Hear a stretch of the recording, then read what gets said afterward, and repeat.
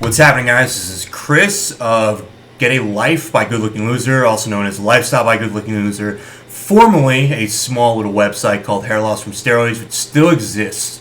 Okay, so we're going to talk about Microneedle or Dermarollers. That was Microneedles or Dermarollers. Okay, you might have seen my video on that. About a year ago, I recommended one. I'll show you the exact one I recommended. And recently, I got this one right here. All right, so see if we can get little spikes in there. Come on, HD. You can see they're kind of like little needles. They're about 1 millimeter long, exactly 1 millimeter long in this one. And then you roll them on your scalp, okay?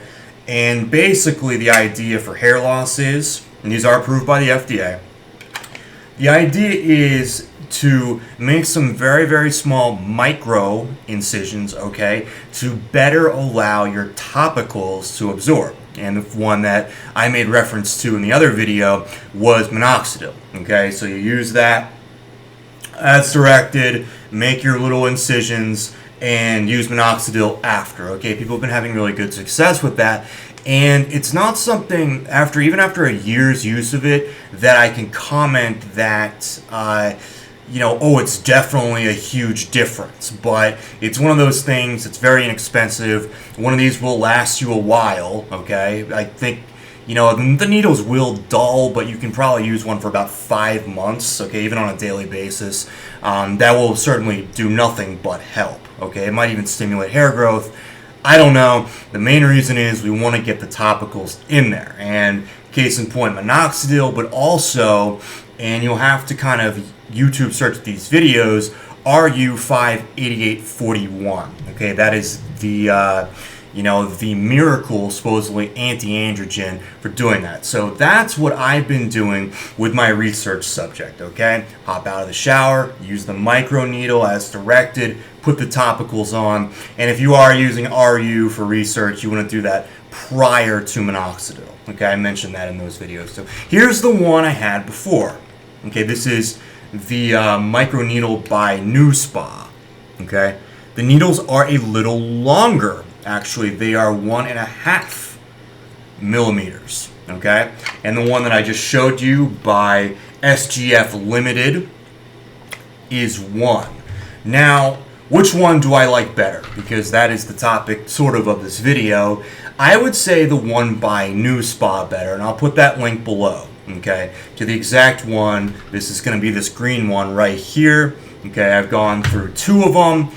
That is the original one from the very first video, but the actual kind of which company is better is not really the issue at hand. They're very much the same. There are a whole bunch of needles, that are FDA approved that you go across your scalp. The bigger difference here is going to be the length of them, okay? And like I said, the new one that I got is 1 millimeter, and the old one that I've been using and gone through a couple is 1.5, okay? And those sizes are both approved by the FDA, okay?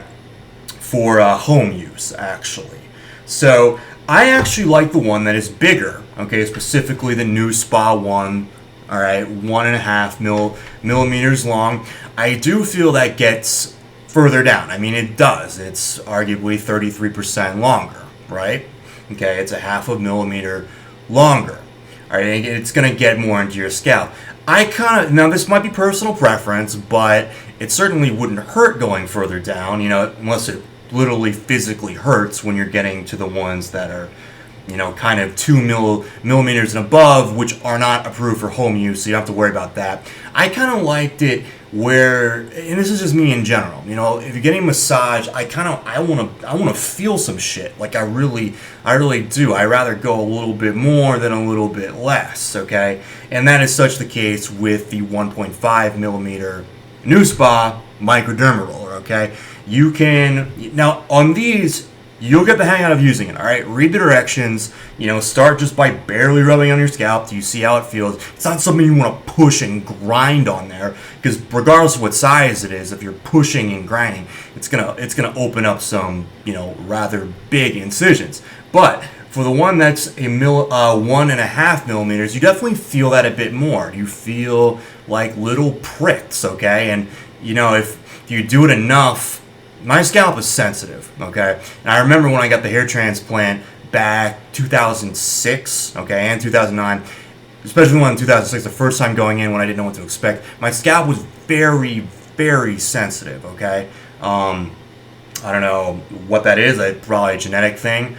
I think I have a decent threshold for pain, but that's whatever. My scalp is very, very sensitive, and you will feel the millimeter and a half Dermaroller, but I like that. Okay, if you rub over one spot, you'll definitely feel it. It'll be a redness to it.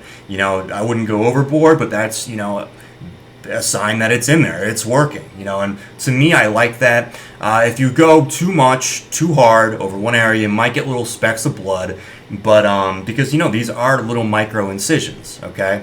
But to put it in perspective, these things were originally used to help remove scarring, okay? Used on your face, all right? And the idea in that is if you have an old scar on your face, really wherever it is, you're going to rub it over there. Your body, it's going to make little micro incisions, but your body's going to respond by producing new cells, okay, new skin, and it will likely accelerate the process. People have had a lot of good luck with that, all right? So I would recommend the one that's a little longer, 1.5. Like I said, the link is below. There's not a heck of a lot of difference between the New Spa one and the, forgot the name of it, sorry, SGF Limited one. Not a heck of a lot of difference, about the same price.